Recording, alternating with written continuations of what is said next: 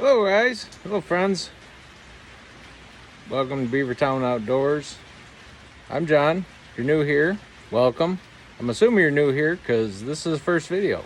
So if you have video of me somewhere else, you've been spying on me. Anyway, so this channel is going to be dedicated to life here at the Beavertown compound. We do a lot of things here outdoors and we have a great life here. It's not an easy life, but it's a good one. So kind of take you guys along on some of my adventures here and some of my trials, tribulations, successes, failures, and all of the above. So one thing I'm going to do with part of my channel is the beverage of the day. Now, I'm not getting paid for any of this. This is just what I decided to be drinking this day. So it could be anywhere from pop to beer to whatever. So today's beverage of the day is Bell's Oberon. It's kind of like a can of sunshine, even on the rainiest of days, which today it's raining pretty good here at the compound. So today we're going to take you around. I'm going to show you. I've been working on getting the garden set up, getting garden and greenhouse set up. And this year we've dived into, at least greenhouse wise, into the world of hydroponics. So this has been a learning adventure. So far it's been a success. Hopefully it stays that way. Plan to keep updating you as we go along. We also got set up last year with some raised planters, and we've expanded that. Pretty much gone away from putting stuff in the ground. Because out here there's a lot of deer, a lot of critters like to eat what we plant. So easier to control that this way. So I'm gonna flip you around here, and we're gonna show you the greenhouse. Okay, so here we are. It's kind of view from the porch. Here's our greenhouse. Built this last year from plans from scratch. Actually had different roofing on it. Improved it this year to for winter because I wanted something to hold a little heat. I've got, actually, you'll see when we get in there, we've got a little heater inside, and that keeps it warm all winter long. I did a test case this year trying to keep some citronella plants alive, a couple pepper plants alive, and they stayed alive. So we're hopefully set up that we're going to be growing all year round. So excuse the mess. This is the leftovers from it. Doing a lot of cleaning out today. You can see the raindrops. It's raining. Good day to be inside the greenhouse. Those planters, those cat litter buckets, those are planters. Made those.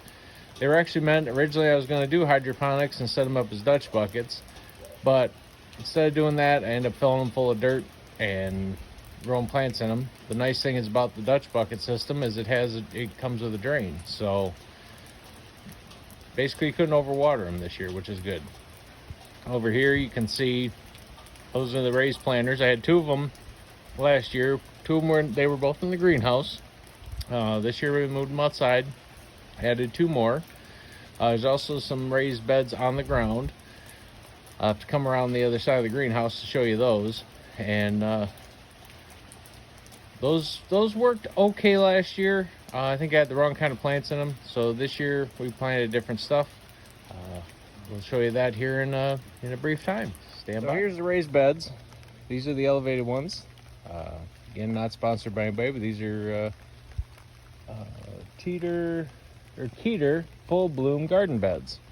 They're really nice because basically once they're watered, they show the water level. Once they're watered, you basically just let them go until they hold enough water to keep the plants going for a while, and then you only got to water them once in a great while. So that's pretty awesome.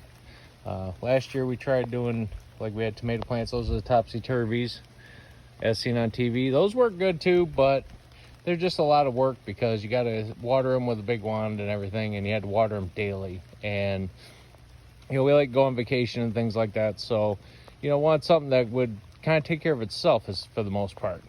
So anyway, in these two we have strawberry plants. Debbie loves strawberries. Debbie's my wife. If she's ever stops being shy, you might meet her in another video. But she loves strawberries. So here's the strawberry plants. They've been in for a little while now. We had a couple of cold snaps, so that's why they don't look brilliant, but they're still kicking. So hoping that once we get back up consistently into the 70s and 80s, they'll be doing just fine. And over here, I planted these today.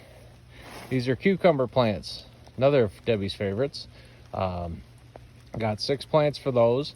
And then once they start really growing, I'm gonna thin them out and then put up a couple of trellises for them to climb on. I got some rope trellis that I'm gonna hang from this trellis system here. Okay, so that'll give them something to climb on, and hopefully they'll bush right out, make us lots of cucumbers. And over here, these are the raised beds I talked about on the ground. Last year we tried planting squash and melons and things like that in here, and that was just a tangled mess. Anything that vines up just in this setup didn't work too well. So this year I've got 6 cabbage plants. I've got 12 broccoli plants. One is, you can't really see it. It was kind of a nub, so I put him in there anyway, see if he lives. If he doesn't, oh well. And then I got 6 cauliflower plants. So again, all of our favorite veggies. So then we're gonna take you over here, climb over some mess. You get to see inside the greenhouse. Here's kind of view through the door. And here we have our hydroponics setup. So, which actually, it's very fortuitous. So this is an NFT tube system. It's one of the ones off of Amazon. Figured if I'm gonna try it, it's a little bit of, it's a very small investment to buy these off of Amazon. So, figured give it a shot, see what works, see what doesn't. And here, I got 2 of them. And these are peppers. They're hot peppers of different varieties. Some green peppers. Green, yellow, bell peppers. And there's one little tomato plant down here. He wasn't quite ready to transplant, so he's still hanging out in there. But boy, he's doing good. Now all of these plants, these ones were started from seed. And they've done really well. Once I transplanted them into here, they just took off. I mean, they've only been in the tubes. When they started off, they were that big, just over the little Rockwell cube. And now, that was only a couple weeks ago, and now this is where we're at. So, and actually, they really just shot up in the last, I'll say, week or so. They're just growing huge. Hopefully, I'm not going to run out of space on here, because these systems, you see a lot of people growing lettuces and things like that. I figured at least the little hot pepper plants, if I trim them down, basically make them not grow super tall, but bush out and flower, that they'll work in these tubes. I do a lot of canned hot peppers and everything, so hoping to get lots of them. So that's why there's so many. Now there's a lot of empty spots here. There's a lot of plants that didn't take off. I got seeds from a well-known seed company. I'm not going to disparage them on here, but basically the pepper plants were great. Tomato plants, out of 50 seeds, I got 3 plants. End up going buying plants. The cucumbers, the broccoli, the cauliflower, they did not take off. So, well, I guess you can have bad seeds anywhere. But anyway, so these tube systems, see this hose here? There's inside these 2 totes. These are my reservoirs for these 2 systems. They hold about 10 gallons. They're 12-gallon tote, but they hold about 10 gallons of nutrient solution. When I do change out next time, I'll do a video about how those nutrients get mixed. And you see a little bit of algae growing from splash over. The thing about hydroponic nutrients, they're designed to grow things in water without dirt. So anywhere water splashes, gets enough light, well, you're going to pick up algae or something's going to grow. So that's what the green is. It's pretty much harmless.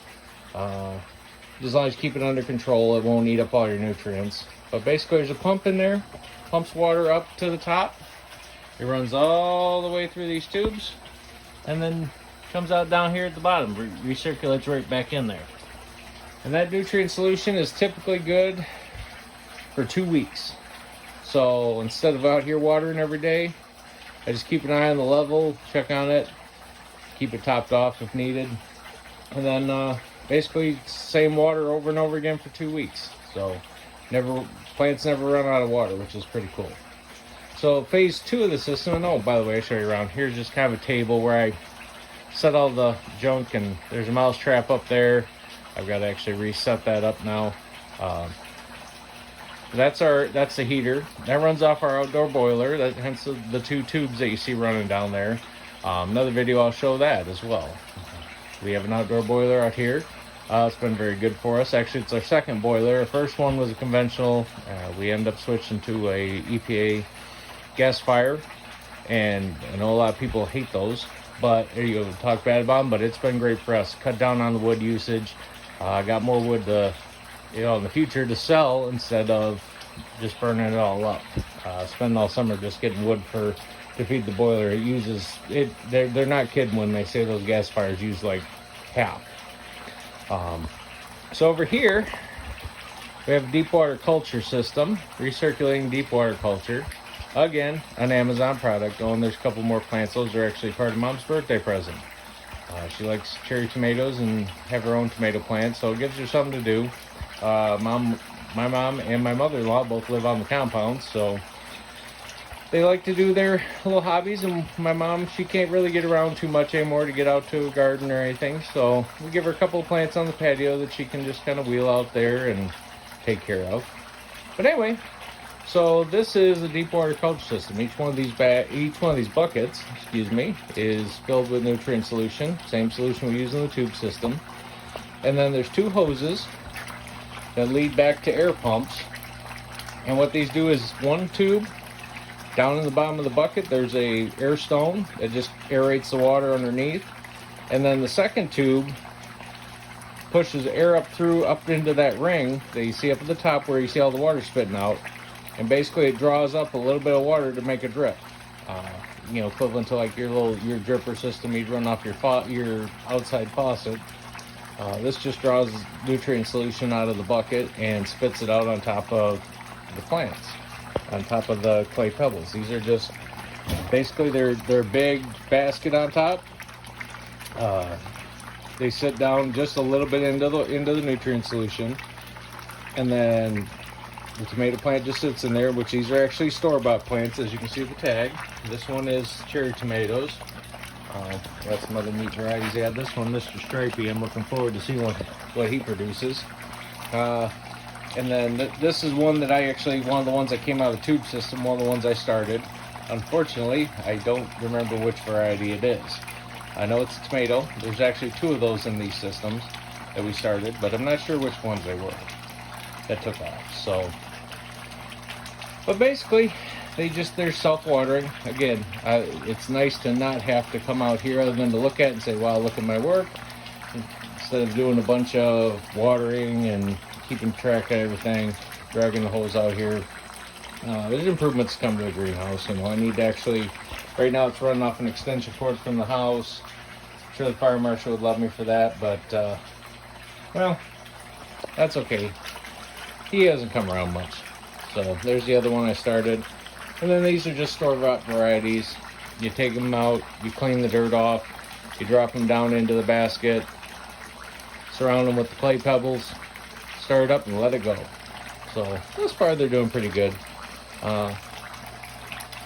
This one, he's kind of being, this patio tomato, he's being a little bit stubborn. His leaves look kind of sad, but he's still kicking. Nice bright green color, nothing wilting. Just kind of drooping. The rest of them, just like everything else in hydroponics, well, they're just taking off. So, yeah, and you can see over here, you can see the manifold. It's one big air pump, and it ties off into 8. So each set of 4 runs off of 1 air pump.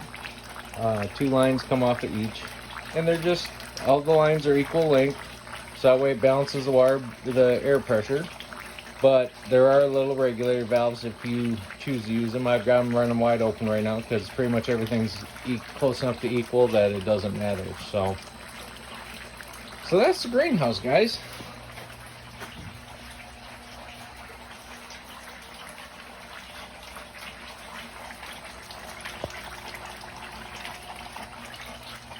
All right. So guys, I'm gonna get back to work cleaning this all up, but I want to thank you for visiting, and hope to see you on the next video. There'll be future videos are going to be probably a lot of them, me doing firewood. You know, it's kind of a popular video genre right now, so I figure I'll include the other stuff that I do. A lot of people I know, they're real interested in how we do things here. So figure I'll just do this channel and show everybody. So till then, till I see you next time, take care, be good, and we'll see you on the next one. If you like what you see, hit the like, hit the subscribe, and let's see if we can build this channel up.